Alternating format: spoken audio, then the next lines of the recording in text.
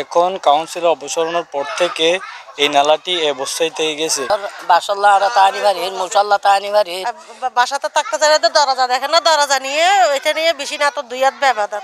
মানুষ বসবাস করতে পারতেছে না, ছেলে মেয়ে এখানে ড্রেনের মধ্যে পড়তেছে। আমার পিছনে যে ড্রেনটি দেখতে পাচ্ছেন এটি হচ্ছে কক্সবাজার পৌরসভার 11 নং ওয়ার্ডের একটি ড্রেন।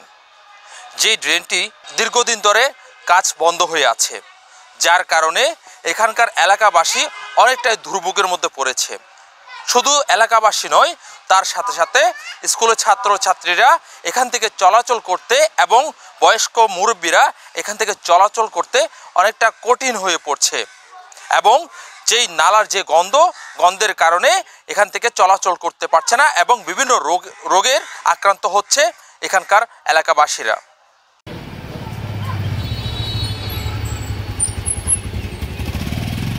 দীর্ঘদিন 3 মাস থেকে 4 মাসের চেয়ে বেশি হবে আপনার যে এই রাস্তাটা এভাবেই ফেলে রাখছে আপনার সরকার না, আপনার কাউন্সিলর অপসারণ পর থেকে আপনার এই অবস্থা হয়ে আছে।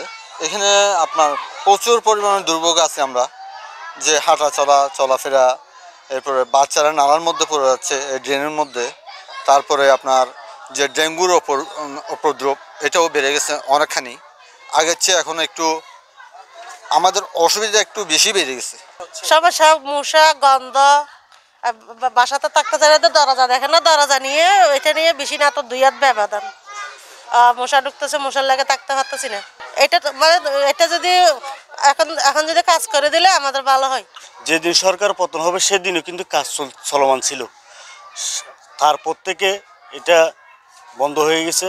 এখন মশা আর মাছির জন্য মানুষ বসবাস করতে পারতেছে না, ছেলে মেয়ে এখানে ড্রেনের মধ্যে পড়তেছে, হয়তোবা যানবাহনও চলাচল করতে পারতেছে না। ইদানিং একটা স্কুটার এখানে পড়ে গেছিলো, মোটরসাইকেল মানে চলতে গিয়ে। আর ছেলে মেয়ে তো অলরেডি পড়তেছে, স্কুলে যাওয়ার সময় পড়তেছে, আবার স্কুল থেকে এসে খেলাধুলা করার সময় পড়তেছে।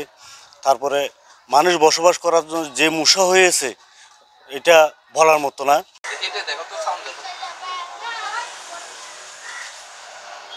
4 মাসর বাসল্লা আর তানি বাড়ির মশাল্লা তানি বাড়ির মশার বাসা নালার বাসে মশা বেশি, রাতে এখন যাইনি বাড়ির হারাই ব্যবহার ঠিক করে দিবেলা চাই।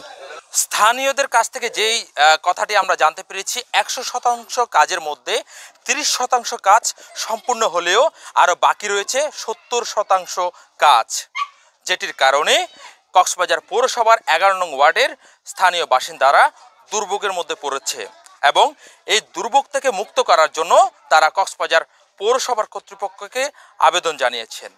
সালাউদ্দিন, CCN।